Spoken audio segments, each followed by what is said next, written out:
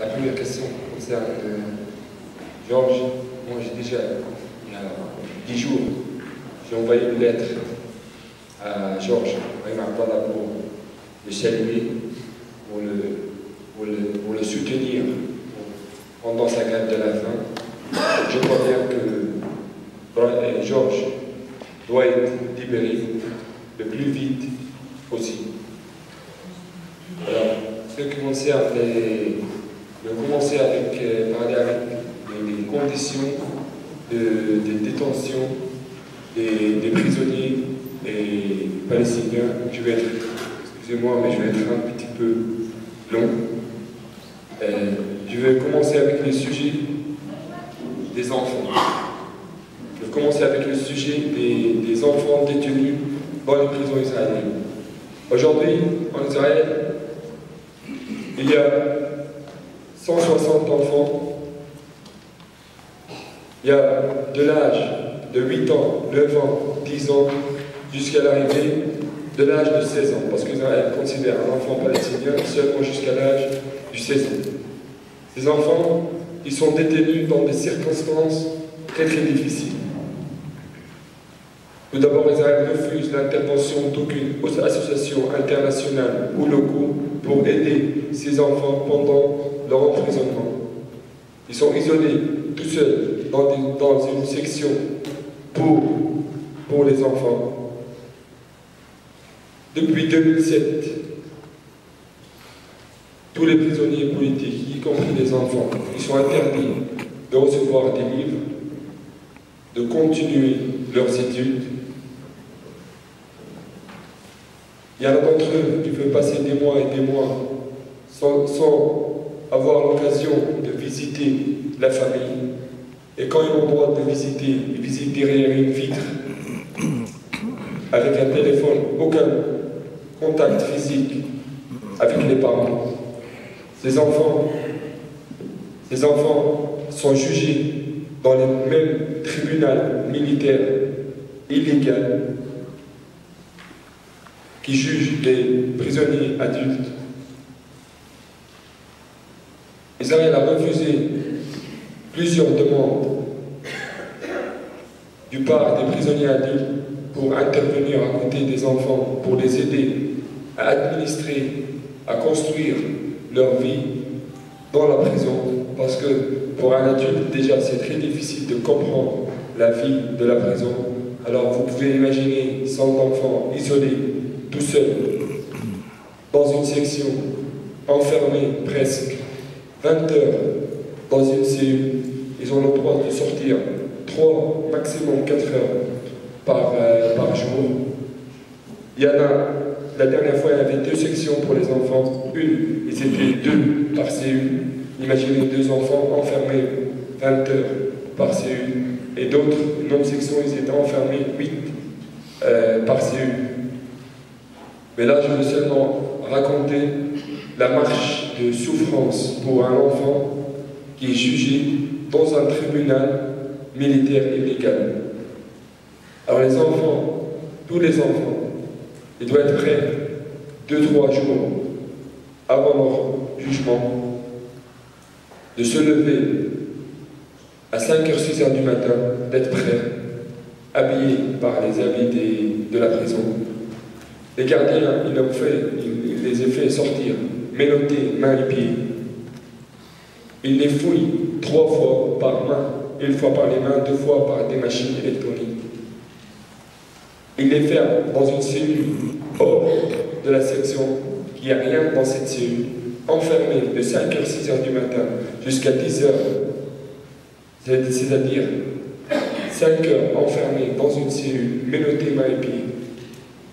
Il n'y a rien dans cette cellule. Jusqu'à l'arrivée des forces spéciales, ils vont transférer ces enfants. Ces enfants, ils sont fouillés encore une fois par les mêmes moyens, mais cette fois avec la présence des chiens, jusqu'à l'arrivée devant un bus. Ce bus, on imagine de l'extérieur que c'est un bus 5 étoiles. Mais la vérité de ce bus qu'il est fait et construit par une compagnie israélienne spéciale qui construit des bus pour les prisonniers. Ce bus qui est coupé en deux. Quand on rentre dedans, il n'y a que le fer dans le bus. Le toit, les chaises, il n'y a que le fer dans le bus. Alors les enfants, comme les autres prisonniers, ils sont obligés de passer entre 5 heures et 12 heures enfermés dans ce bus. Aucun arrêt, seulement d'avoir une bouteille d'eau. Alors, dans l'été, les gens peuvent brûler dans ce bus de la chaleur. En hiver, il fait super froid dans ce bus, parce qu'il est tout en fer. Alors les forces spéciales, ils transfèrent les prisonniers, aussi les enfants.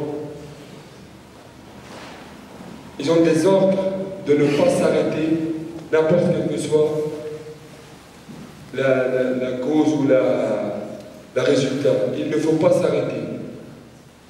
Parce que déjà le bus, il est suivi par 4 ou 5 jeeps de force spéciale. Alors, les Iraniens, imaginez, il y a un prisonnier qui avait une attaque cardiaque au cœur, un prisonnier qui a passé 25 ans en prison. Il était obligé d'attendre encore 6 heures dans ce bus, après son attaque cardiaque, jusqu'à l'arrivée à notre prison, et d'attendre pendant quelques heures jusqu'à l'arrivée des docteurs et d'ambulance. Alors ils ont refusé d'arrêter. Alors la seule fois que ce bus et les forces spéciales se sont arrêtés, c'était pendant la guerre de Gaza en 2008. C'était des prisons dans le sud, un bus qui roulait d'une prison à une autre, après avoir entendu l'alarme de l'urgence, c'est-à-dire il y a du feu, il y a des missiles. Les forces spéciales, ils ont posé le bus au milieu de la rue, enfermé les prisonniers dans le bus. Ils ont simplement quitté le bus sous le feu. Ils ont parti pour se cacher dans des bâtiments spéciaux en laissant le bus en plein feu. Alors ces enfants, après 5 heures, 6 heures dans ce bus, mais le bus de torture, jusqu'à arriver à notre prison où ils doivent passer 2-3 jours. Quand les forces descendent du bus, ils sont refouillés encore une fois, dans la même façon. Leur petit sac, aussi, il est fouillé. On les met dans des petites cellules, à 2 ou à 3, où ils doivent passer 2-3 jours, très très difficiles, où il n'y a rien. Il y a seulement la manger de l'administration de la prison qui est très très mal. Et Israël refuse que les prisonniers prennent de la manger, que nous on l'achète. Je vais expliquer. Là-bas, les enfants ils doivent passer 2-3 jours. Alors le jour de leur tribunal,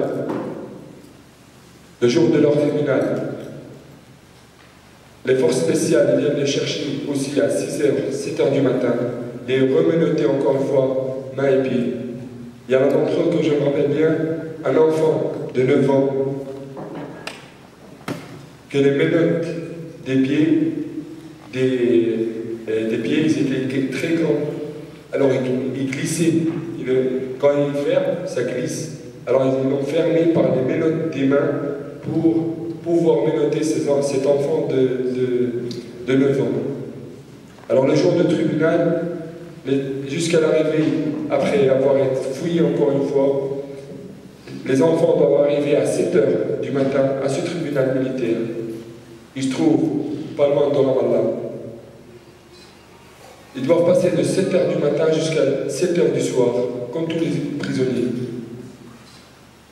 Mais d'être enfermé dans une petite cellule, 4-5 mètres, où tu peux trouver 17, 18 ou 20 prisonniers, dans une petite cellule du bâton, en plein soleil, il fait super chaud aussi.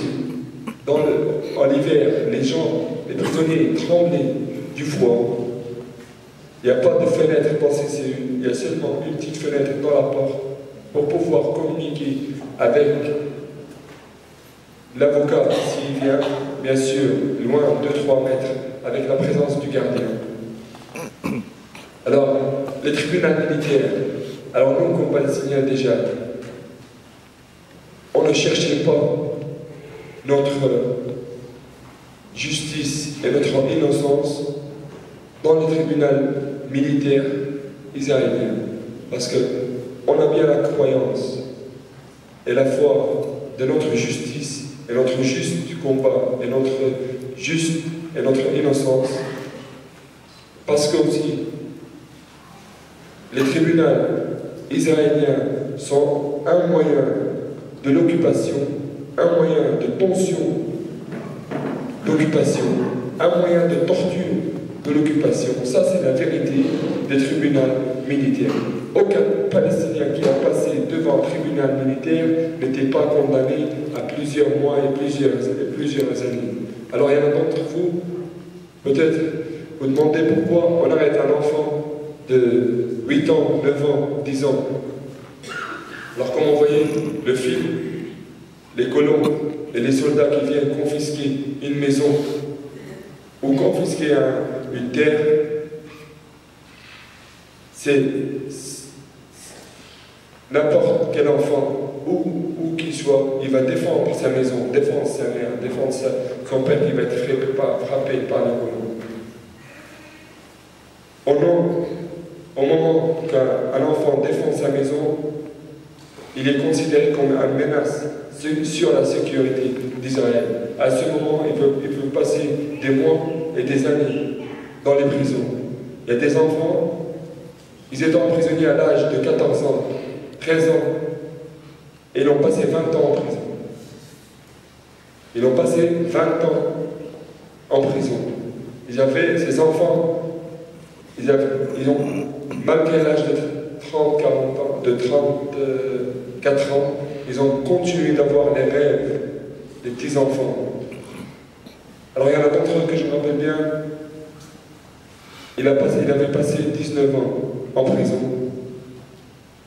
Avant sa libération, quelques jours avant, imaginez un grand homme de 34 ans, on lui demande « Qu'est-ce que tu as envie de faire quand tu vas être libéré ?» Alors il nous a dit que seulement j'ai envie de faire du vélo quand je veux sortir. Parce que simplement cet enfant, il était emprisonné à l'âge de 13 ans, il a passé 20 ans en prison, il n'a jamais fait du vélo.